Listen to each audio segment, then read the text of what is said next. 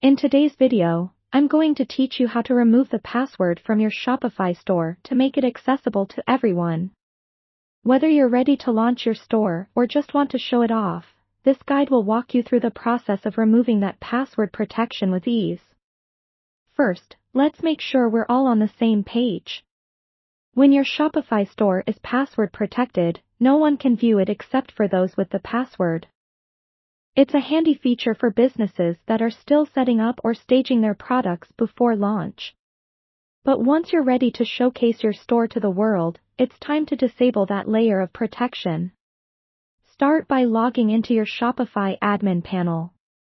You'll need your credentials, so make sure you have your email and password at the ready. Once you're in, direct your attention to the left-hand side of the screen and locate the section labeled Online Store in the menu. Go ahead and click on that. This will open a submenu, and from there, you'll want to select Preferences. Now that you're in the Preferences section, scroll down until you find the Password Protection field. It's usually located towards the bottom of the page. Here, you will see an option that says Password Protection is enabled. Notice the checkbox that's currently checked? That's what's keeping your store under wraps. To disable the password, simply uncheck this box. Next, scroll down just a little further and click on the Save button to apply these changes. And that's it. Your store is now available for everyone to visit without needing a password. It's always a good idea to verify that your changes have taken effect.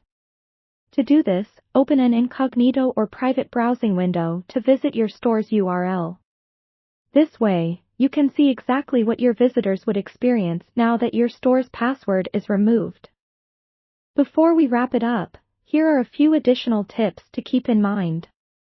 Always ensure that your store is fully set up and ready for visitors before making it public. This includes checking your product listings, page layouts, and any shipping or payment information. If you're not quite ready for the big debut and you're just showing it to select people for feedback, it might be best to keep the password enabled a little longer. Finally, remember that once your store is public, it's crucial to keep it updated regularly to maintain customer interest and engagement. And there you have it, a simple yet effective guide to removing the password from your Shopify store. If you found this video helpful, don't forget to like and subscribe for more Shopify tips and tricks.